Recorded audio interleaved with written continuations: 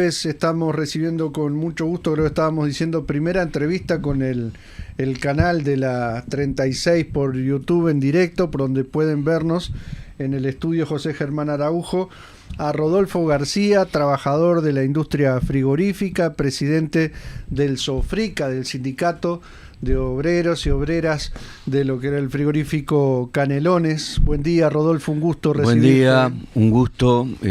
Estamos en una fecha hoy, 28 de mayo, de conmemoración de los mártires de la industria frigorífica y también, por lo tanto, el Día del Trabajador y del Obrero de la Carne en Uruguay.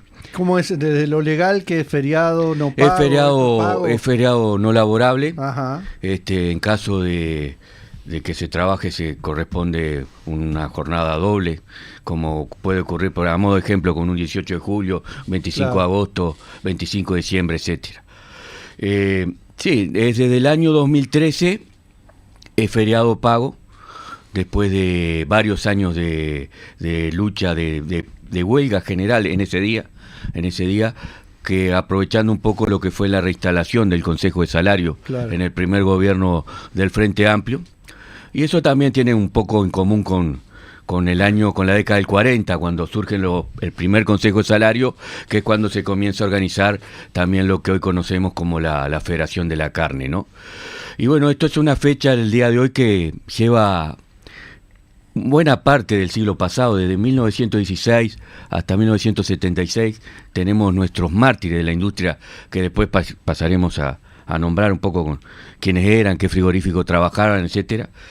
Pero un poco recordando como hacemos cada vez que es conmemoración de esta fecha o cuando se cumple aniversario de la Federación Autónoma de la Carne, creada un 25 de enero del año 1943, o alguna fecha relacionada más específicamente con el frigorífico Canelones. Señalar que la industria frigorífica en un país como Uruguay, de un capitalismo dependiente, tuvo una particularidad ya desde el siglo XIX, desde finales del siglo XIX, un importante desarrollo. A modo de ejemplo, ya en 1873, una empresa de origen británica en Río Negro, Leibing Company, que después va a denominarse como Frigorífico Anglo, ya empieza a realizar extracto de carne y corned beef con la marca Fray Bentos. Claro. Prácticamente en el mismo momento que Villa Independencia pasa a denominarse Fray Bentos, el corned beef de lo que luego sería el Anglo lleva ese nombre, que era no solo para Europa e Inglaterra, sino eso iba para todo el mundo, para los ejércitos británicos. Ese era el momento del colonialismo, donde Gran Bretaña estaba en todo el planeta, ¿no? Y que inclusive se puede ver hasta en alguna película de la guerra, las cajas de corned beef con marca Fray Bentos. Y después también, por eso durante muchos años, esta fecha, cuando los trabajadores no nos organizábamos para solicitar la misma, entre los 90 hasta, como digo, hasta lo que fue el principio del siglo XXI, se recordaba únicamente en Fray Bentos y también fundamentalmente en el Cerro. ¿Por qué? Porque es en el Cerro donde la industria de los saladeros, los frigoríficos, tal como lo conocemos actualmente, van a tener un gran desarrollo. También con capitales británicos, como el caso del Sweet, que creado en 1911, y también hay un frigorífico de capital norteamericano, que es el frigorífico Artigas, creado en 1915.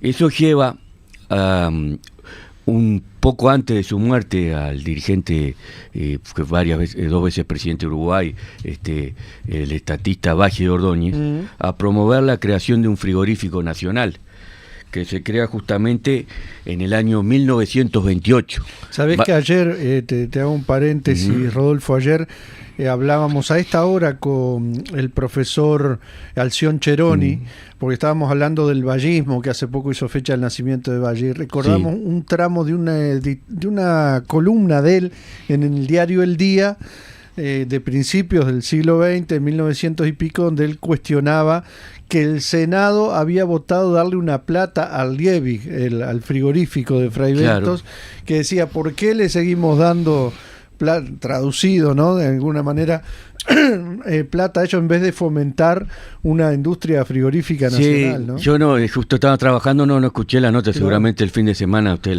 o se puede ver en las redes, ¿no? Sí.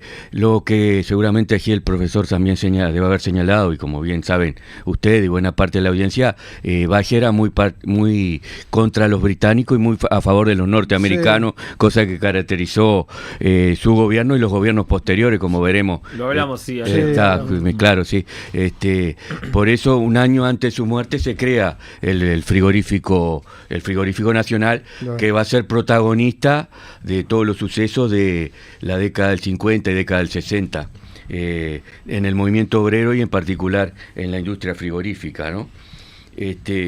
Y bueno, y los primeros, naturalmente, que la barriada ahí del Cerro y toda la zona oeste constituyó un fuerte nucleamiento de trabajadores que venían de Europa, que venían con sus ideas anarquistas, socialistas, sindicalistas, ¿verdad? Uh-huh. Y ya en ese ambiente ya estaban estos frigoríficos que yo mencioné, el Suite y el Artigas, y había saladeros, había fábricas de envasados, etcétera.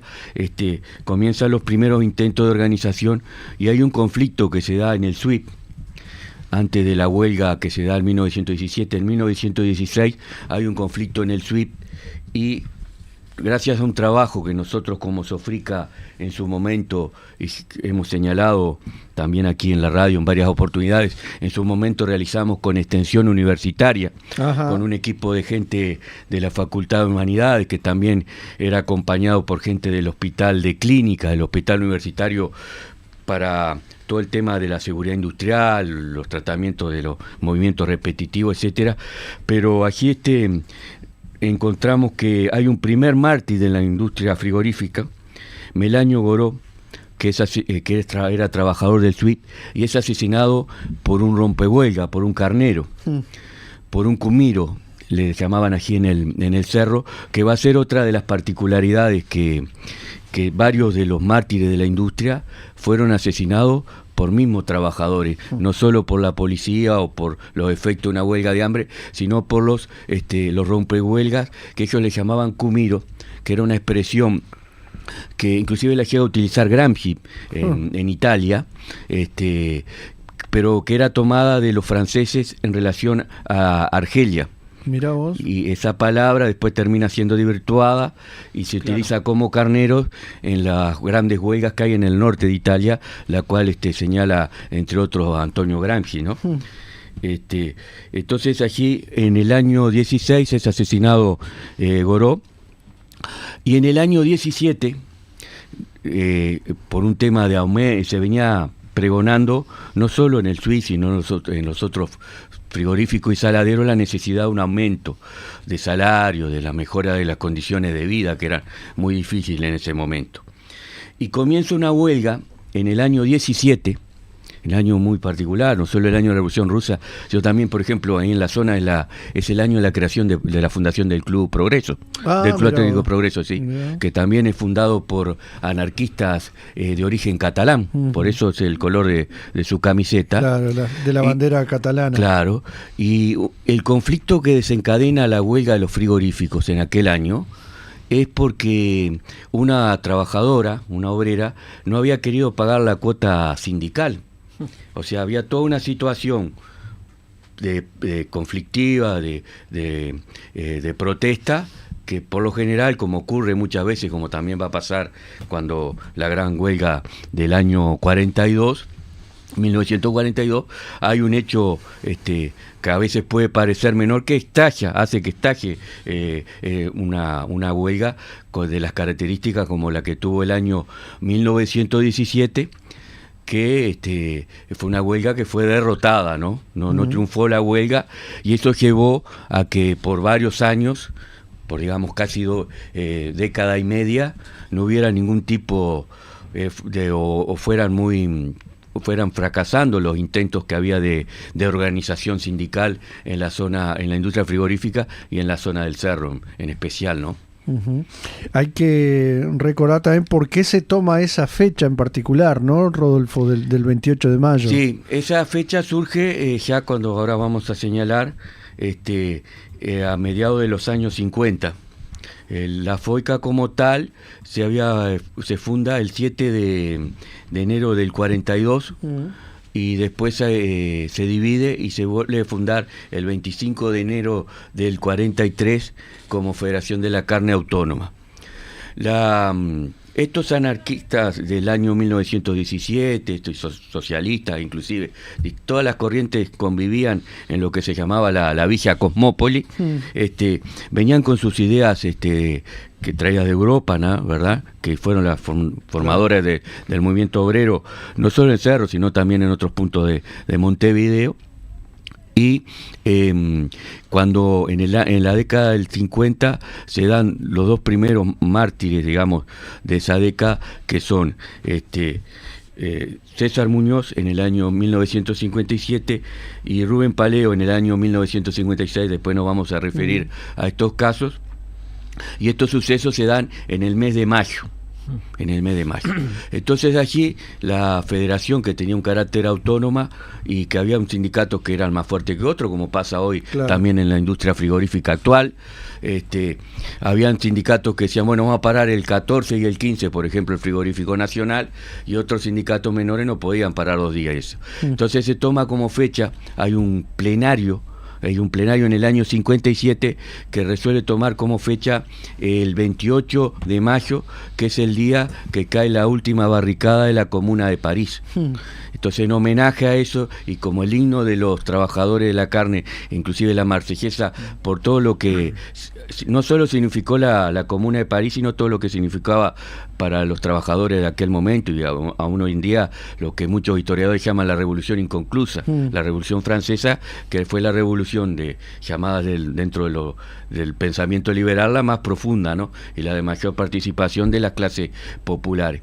Entonces se toma como fecha el 28 de mayo como Día de los Mártires de la Industria Frigorífica, y posteriormente como el Día del Trabajador de la Carne. Debe ser el único sindicato, ¿no?, que toma una fecha histórica mundial así para sí misma, digamos, para recordar, para tomar a sus mártires en esa fecha, ¿no? Sí, hay sindicatos que recuerda, por ejemplo, el sindicato del tabaco, por ejemplo, su bandera es la bandera de Artigas. Claro. Pero en este carácter sí, tiene un fuerte carácter internacionalista. Inclusive el conflicto que se da en el año 40 y 42 se da en el marco de lo que fue la Segunda Guerra Mundial. Claro.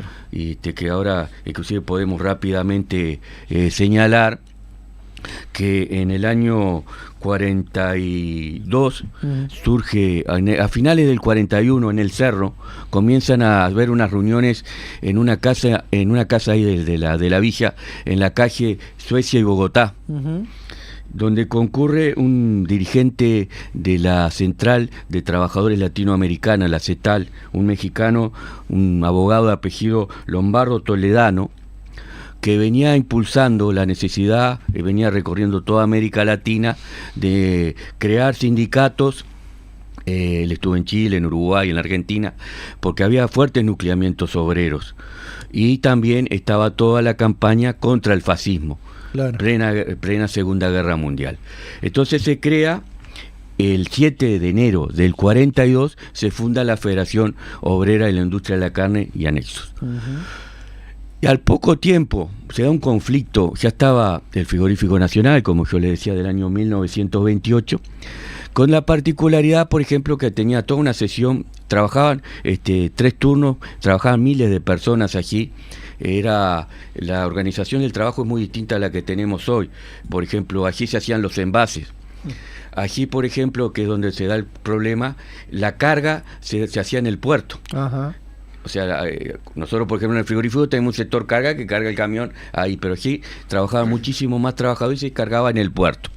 Y hay un conflicto de 7 despidos en el puerto, en el año sobre mediados del 42, que es allí que la mayoría de los sindicatos de la FOICA, del sindicato del Frigorífico Nacional, del Anglo, que lo apoyaba, y el resto de los sindicatos, resuelve ir a una huelga por el reintegro de esos compañeros. Y en ese momento, que hoy por ejemplo se vende carne con hueso, carne sin hueso, pero como yo les señalaba, lo que se vendía era corned beef para los británicos. Inclusive hay gente que decía, bueno, que ese corned beef también iba para la Unión Soviética. Claro, para los dos bandos, digamos. Claro, pues la Unión Soviética era el aliado. Y por eso el Partido Comunista, que dirigía la FOICA, dice que no, que eso eran amarillos, que no podían hacer una huelga, eran fascistas. Claro. Eran fascistas que no podían hacer una huelga, no, había que cargarlos de alimentos los barcos de los aliados. Y estos, en cambio, la mayoría del sindicato, las asambleas, se hacían asambleas abiertas en las calles del Cerro, cuestionaban el papel de los dirigentes de la UGT, se llamaba en aquel momento una de las centrales sindicales, que respondía al Partido Comunista y que era, en ese momento había sido la dirección de la FOICA. Y finalmente, además de que también aquí había otros elementos, porque como ustedes verán, en el Frigorífico Nacional era una dirección política, también había, y eran cargos políticos. Había gente del Partido Colorado, el Partido Nacional, que jugaba su partido, al igual que, como veremos, también el embajador de Estados Unidos. Por ejemplo, en el Frigorífico Nacional Durante años hubo un sindicato que se llamaba Unión Libre Laboral, Unión Obrera Laboral Libre, perdón, Unión Obrera Libre se llamaba.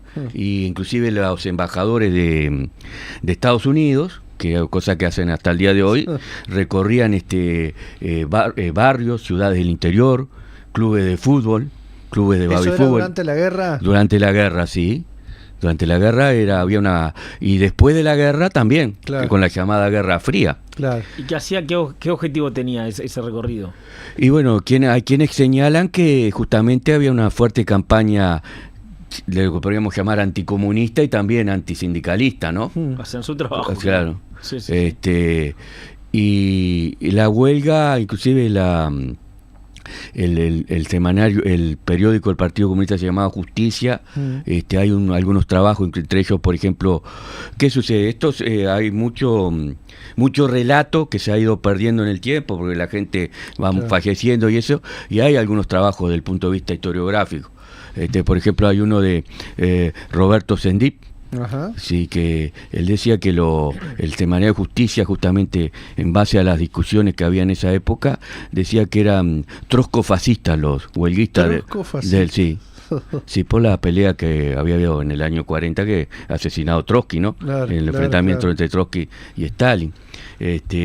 Pero finalmente la huelga sale triunfante. Sale triunfante y eso da un gran impulso.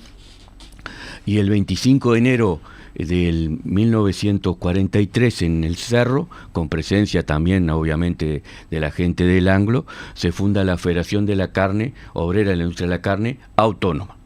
Autónoma, que rompe con la UGT, que no integra ninguna coordinación ni adhiere a ningún sindicato, ni a ninguno de los sindicatos de las centrales, vamos a decir, que habían en ese momento, y es la protagonista de los grandes hechos que se dan entre el año 54, cuando la marcha a pie del Frigorífico Anglo, que es una marcha también que termina triunfante, con un aumento de 3 pesos la hora en aquel momento. Dejanos hacer una pausa a 9:23 y vamos a seguir repasando con Rodolfo García, a propósito de este día de los mártires de la industria frigorífica de nuestro país, la historia también de un sindicato o de los sindicatos de un área tan importante en la historia de nuestro país, y después vamos a venir también a la realidad actual. Ustedes se comunican como siempre por el 099-326-381 y por el chat del canal donde estamos en directo con esta entrevista, donde te están saludando, por ejemplo, desde Tacuarembó. Rodolfo Richard dice: salud compañeros de la 36, y un gran saludo a Rodolfo García desde Tacuarembó, un lujito de invitado, gracias y siempre aprendiendo. Ya seguimos. Muchas gracias.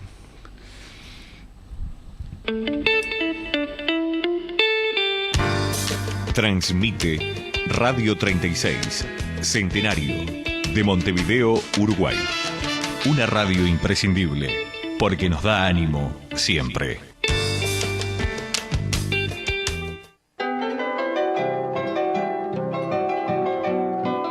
Endulce su vida con miel natural pura de la nueva Reserva Ecológica de los Montes del Queguay de Paysandú. Adquiérala en la radio en envases de 1 kilo. Único distribuidor Luis Córdoba.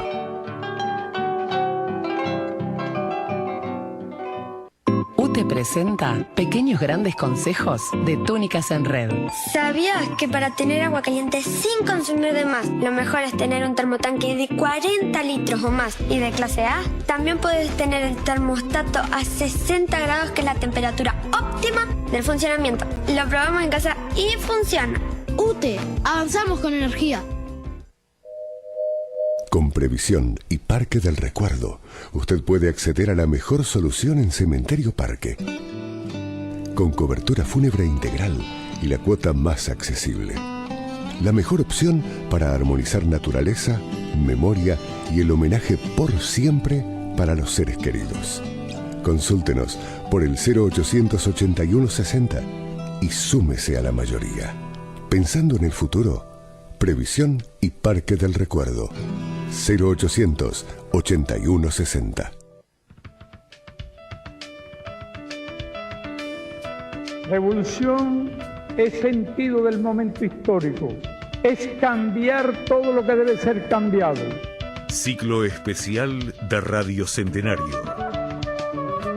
Reafirmando la vigencia del pensamiento y accionar del comandante invicto. Todos los lunes, 13:30 horas. 100 años con Fidel.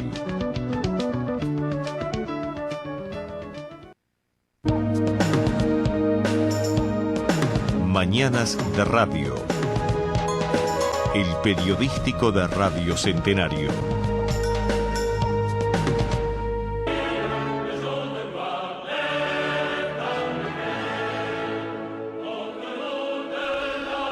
Nueve de la mañana, 27 minutos. Seguimos aquí en vivo con Rodolfo García en este día de los martes de la industria frigorífica. Vamos a unos mensajes, 2 mensajes tenemos acá en el WhatsApp de la radio. Este de Martín Rodríguez, de la ciudad de Canelones, dice: hola, buenos días, feliz día a todos los trabajadores de la industria de la carne. Invito a las autoridades a revisar antecedentes en el Banco de Seguros del Estado, ya que por trabajo repetitivo nos generan muchas lesiones y nos va a resultar imposible trabajar hasta los 65 años en un frigorífico. Entiendo, se debería generar alguna excepción en nuestro sector, dice Martín. El cura también escribe y dice: un gran saludo al compañero invitado. Muchos trabajadores de la carne pasaron por el penal de Libertad, el Negro Franco, Henry Britos y muchos otros grandes luchadores. Siempre avanti la 36, dice el cura en este mensaje. Bueno, gracias a los que se están comunicando. Rodolfo, estamos resumiendo, sí, por supuesto, una larga historia de lucha de los trabajadores que se reflejaban también en los debates políticos, ¿no? De las corrientes internas de los trabajadores en lo sindical, y que, como decíamos, el día habla de los mártires, o sea, trabajadores que murieron en distintas etapas de toda esta historia, ¿no? Distintas etapas. Ya nombraste unos primeros casos. Sí, yo hablé de 1916, podíamos hablar hasta 1976, o sea, 60 años del siglo pasado.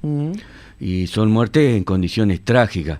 Por ejemplo, en el año 1955, a raíz de un conflicto que hay en el frigorífico nacional, se inicia una huelga de hambre. Entre ellos participa Rubén Paleo. Ajá. Rubén Paleo era un joven de 28 años que trabajaba en el frigorífico Castro, frigorífico del Cerro, justo hoy que decíamos que habían varios, ese era uno. Y allí ellos hacen una huelga de hambre en defensa de la caja de compensaciones que mantienen, en defensa de los 2 kilos de carne por día que tenían los trabajadores de la industria, que ahora después vamos a ver que duró hasta el año 1969, se lo sacó el gobierno de Pacheco Areco.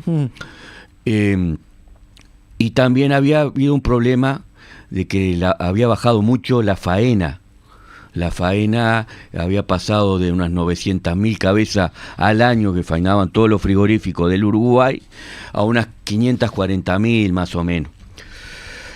Ese conflicto de alguna manera se lauda con, entre otras cosas, se trae carne de Argentina. Se trae ganado en pie, perdón, de Argentina para faenar en Uruguay en aquellos años. Hoy capaz que por distintos temas sanitarios eso no sería bastante difícil. Después, ¿qué pasa? Ustedes van a ver que año tras año igualmente los conflictos siguen existiendo, porque, por ejemplo, Paleo muere en el 56, César Muñoz es asesinado en el 57 en una huelga, en un conflicto del frigorífico nacional.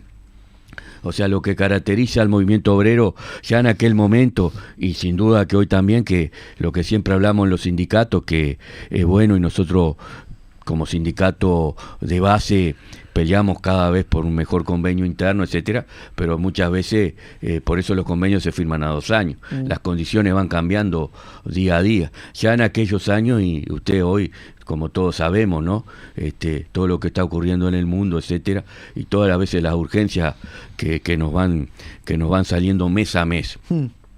Entonces que se da un hecho que también va a ser muy significativo. Así como los trabajadores del Anglo en el 54 hacen la primera marcha a pie, que después esa metodología es tomada por Raúl Sendí y sus marchas cañeras. Claro. Si bien también hay algunos investigadores, como el sociólogo Totonio dos Santos y eso, que señala que él la tomaba del movimiento campesino de Brasil, que era muy fuerte, que es por eso que se da el golpe de Estado en Brasil en el año 1964 para cortar todo ese movimiento que venía con gran fuerza, como ocurrió acá en Uruguay en el año 1973 en relación al movimiento obrero y estudiantil, ¿no?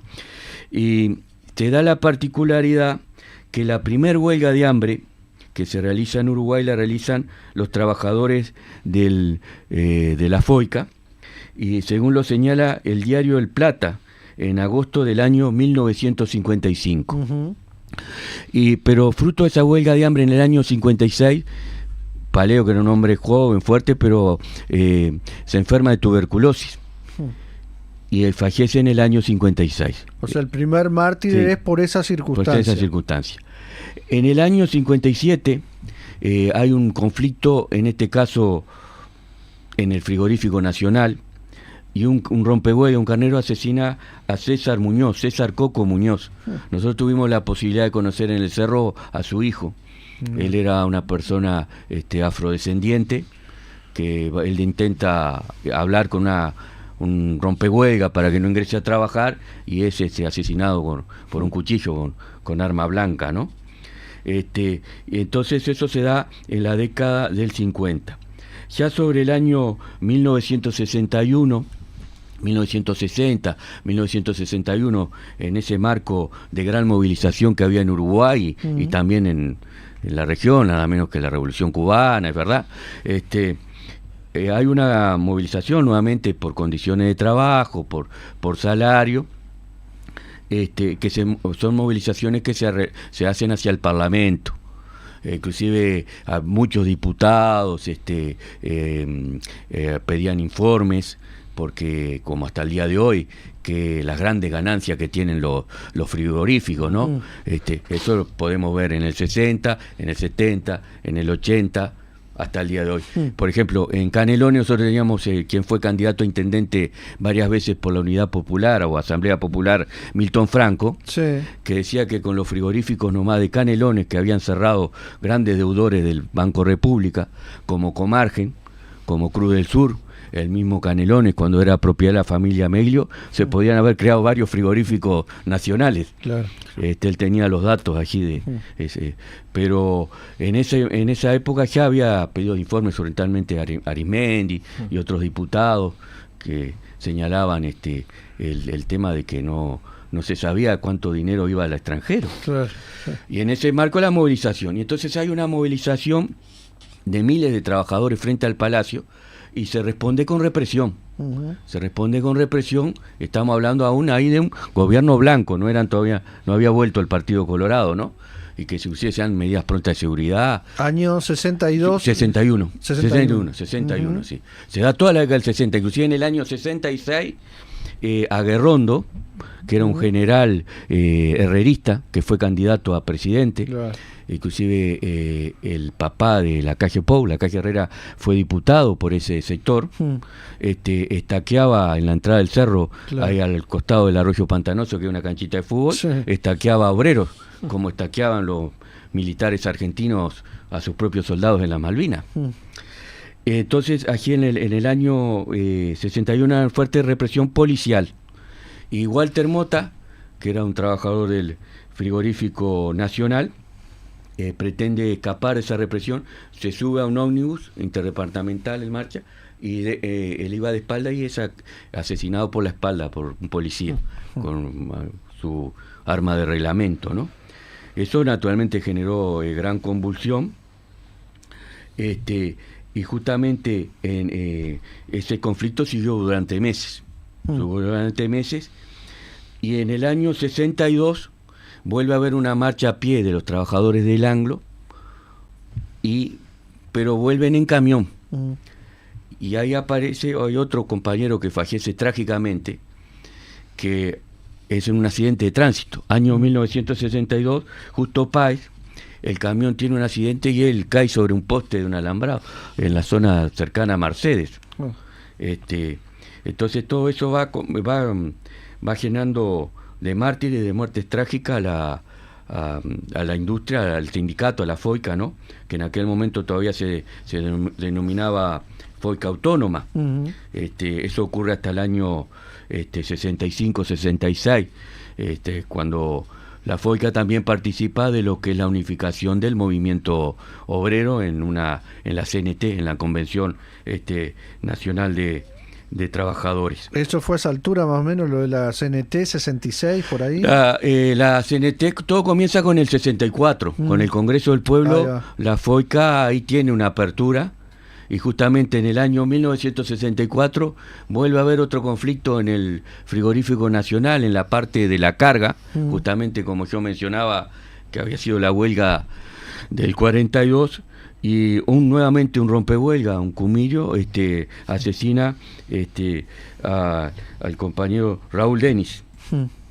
Raúl Denis es asesinado en ese año. Posteriormente, la FOICA reconoce a Nubel Chip, que era un militante del Partido Comunista, era un hombre, él era oriundo de San Carlos, Maldonado, pero había estado hace muchos años era calderista. Había trabajado en el Castro, había trabajado en el SWIP, trabajó en el Nacional, prácticamente había trabajado en todos los frigoríficos, y es secuestrado es detenido por las Fuerzas Armadas en el año 75 por su militancia en el Partido Comunista, y fallece en el año, fruto de las torturas, 1976. Por eso yo decía 60 años entre Goró y Hip, que es en el 76, ¿no? Claro. Vamos a hacer otra pausa, a cumplir con una pausa que estamos viviendo hace algunos minutos, y venimos con un último tramo con Rodolfo García en este Día de los Mártires de la Industria Frigorífica. Venimos con los últimos mensajes de ustedes también al 099-326-381.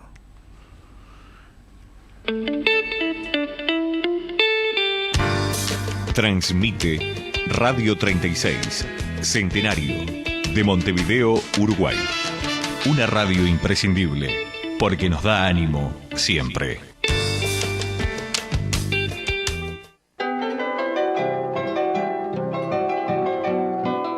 Endulce su vida con miel natural pura de la nueva Reserva Ecológica de los Montes del Queguay de Paysandú. Adquiérala en la radio en envases de 1 kilo. Único distribuidor Luis Córdoba.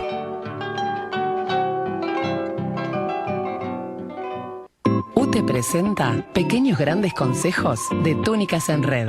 ¿Sabías que para tener agua caliente sin consumir de más, lo mejor es tener un termotanque de 40 litros o más y de clase A? También puedes tener el termostato a 60 grados, que es la temperatura óptima del funcionamiento. Lo probamos en casa y funciona.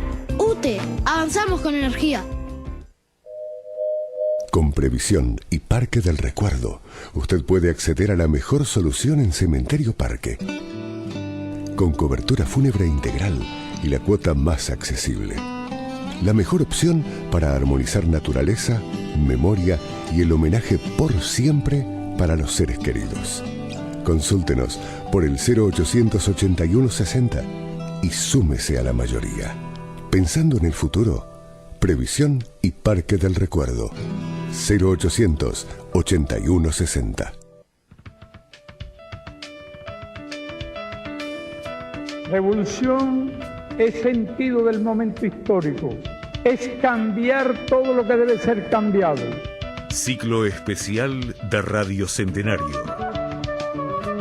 Reafirmando la vigencia del pensamiento y accionar del comandante Invicto.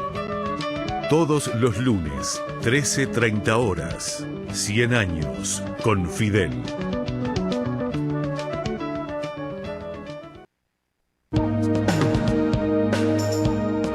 Mañanas de Radio. El periodístico de Radio Centenario.